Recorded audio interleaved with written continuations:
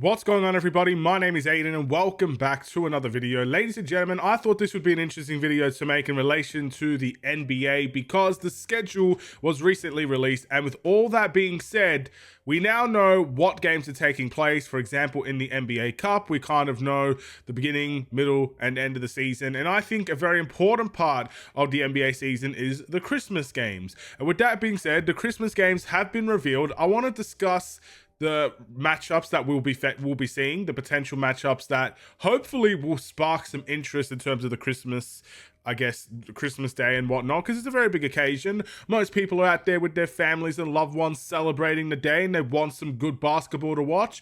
This is the day where that could really help them. Hopefully we can see that, but ultimately, is this going to be a good Christmas period for the NBA, or is this going to be one to forget? Before we get any further, if you like the video and you want to see more from me, drop a like, drop a follow, and or subscribe if you are new, and let me know in the comments below what you guys think about the NBA Christmas period. Do you think it'll be good? Do you think it'll be bad? And everything in between. With that being said, let's get started. We've got quite a few games to discuss. Firstly, I'll talk about each game individually. So the first game that is going to be taking place is going to be the Cleveland Cavaliers versus the New York Knicks. Now, what makes me very sad about this game is that it is the only Eastern Conference game that will be taking place on Christmas Day. So it goes to show how bad, in my opinion, the NBA thinks the Eastern Conference is. There's little to no hype about the Eastern Conference whatsoever. All the action, all the excitement is really out west. So the fact that there's one Eastern Conference game, to me, shows there needs to be a little bit more balance between the conferences. But if you had to pick two teams to go at it, these might be the best two teams to do it, in all honesty. New York has kept the majority of their guys together. They look to be in good shape to be a good team again. Maybe a new head coach, because they got rid of Thibodeau, which I still can't believe. Altogether, that might really add some sparks towards their season. And, they're in there for the Eastern Conference Finals most likely again. And Cleveland, you'd expect, would be in the same boat. With teams like Boston kind of dropping off, you would assume, and teams like the Indiana Pacers with their injuries dropping off a little bit. The Cleveland Cavaliers right now, with the addition of Lonzo Ball and hopefully just maybe a different style of play, maybe more playmaking involved in their system, they're on track to having another phenomenal season. They had a great regular season last season. They're on track to have another great regular season this season. And I think these are the two teams to go at it if you're going to battle it out for the Eastern Conference. And I think this is a good move from the NBA for Christmas Day. Plus, I think this is at New York, which is Madison Square Garden. Yeah, give me a little bit of that. Nothing like New York fans on Christmas Day. I can't wait for that one, ladies and gentlemen. And then we move on to the Western Conference, and we've got the San Antonio Spurs taking on the Oklahoma City Thunder. To me, this is a bit of a random matchup. I don't see much correlation to this. I guess if you're thinking about some of the younger teams in the NBA, the San Antonio Spurs are a very young team. The Oklahoma City Thunder are a very young team. Oklahoma is the reigning champions. I think the Spurs are one to watch. I'm going to make a video about them very soon, discussing my expectations for the San Antonio Spurs side. Maybe from that sort of matchup it makes sense, but, could be a little bit of a rivalry there as well. To me, this is going to be a game where if both teams are playing well, fair enough, I would probably be more interested in this. And if not, one to forget there. Moving on, we got the Dallas Mavericks versus the Golden State Warriors. This game has the potential to be very interesting. You've got the, Steph versus Clay factor, assuming both players will be healthy at that time. The Warriors look to be brand new in terms of how they're going to play with Jimmy Butler. A full season under their belt there would be very nice for them, and I think they could do very well.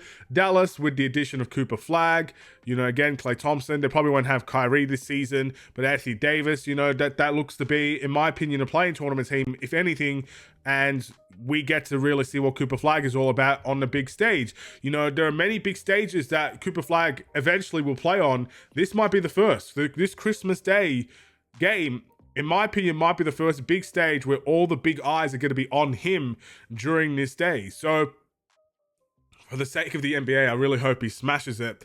And then we've got the Minnesota Timberwolves. Actually, I missed one. We got the Houston Rockets versus the LA Lakers. How could I forget about that? Well, here's the beautiful thing about that game. Assuming LeBron James is going to be a Los Angeles Laker this season, it's going to be LeBron versus KD. So that is where the matchup really is, ladies and gentlemen. Houston, brand new look team with Kevin Durant, and that team looks, in my opinion, destined to be great this season. The Lakers are in the same boat, in my opinion. I think the Lakers, if they've really made some improvements with their big man position and their defensive capabilities. So I expect both of these teams to be high up in the Western Conference rankings coming into this Christmas Day game. With Luka and LeBron, I think magic can happen with that team. And Kevin Durant is literally the exact person the Houston Rockets needed. A big part of why they failed in the playoffs was because of the lack of scoring from the half-court offense, and the half-court sets and everything. Kevin Durant is a shoo-in to fill that need, and it makes everybody else's game a little bit easier because all the pressure's on Kevin Durant. Everybody else can start making shots as well. This is going to be a great game, in my opinion. I expect great things out of both of these teams next season. And then we can talk about two other teams that I think will have great games and great seasons. The Minnesota Timberwolves versus the Denver Nuggets. I think both of these teams are going to be absolutely sensational next season. Denver, with the new look coaching system in place, they've got a very similar team. Nikola Jokic, in my opinion, is the best player on the planet today. I expect very high things from Denver this season, and I expect them to bounce back from what was a very disappointing end of last season. Minnesota, I mean, look, I think one of the series they got very badly embarrassed by the OKC Thunder. They got absolutely destroyed in that series. So I'm expecting Minnesota to really have a bounce back year as well. And I think they're going to have to. Guys like Anthony Edwards, in my opinion, is one to watch. They've got, Rudy Gobert versus Jokic. That could be an interesting matchup. This could be a very, very genuinely good game to watch. And what I've noticed about the Christmas Day games, they have a little bit of everything for you. So they have an Eastern Conference matchup if you care about the East. They have the LeBron James versus Kevin Durant sort of situation there, which is going to spark a lot of highlights. But they also have two games that are going to be competitive, or at least two games that are going to be competitive with the Lakers and the Rockets and Denver and the Timberwolves. I think those two games are going to be highly competitive games. And then with the Warriors and Dallas game, I just think people need to be healthy to make this an interesting game.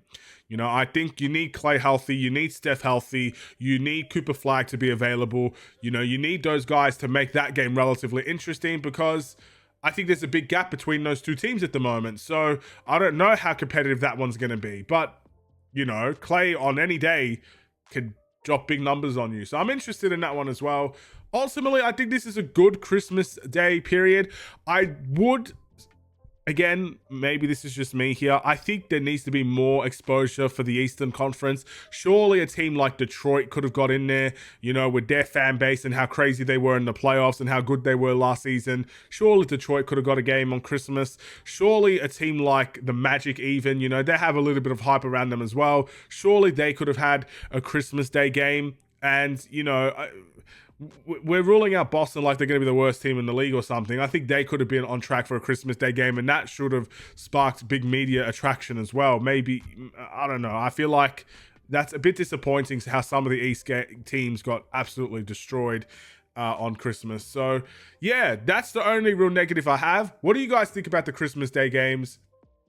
It's still good. At the end of the day, it's Christmas. Who cares, really? Just enjoy go have your fun. Go watch some NBA and pray that those games are entertaining. Because if they're all going to be blowouts, what a waste. Let's have some good games in there. Stay safe, stay healthy, and stay tuned for more. Take care and peace.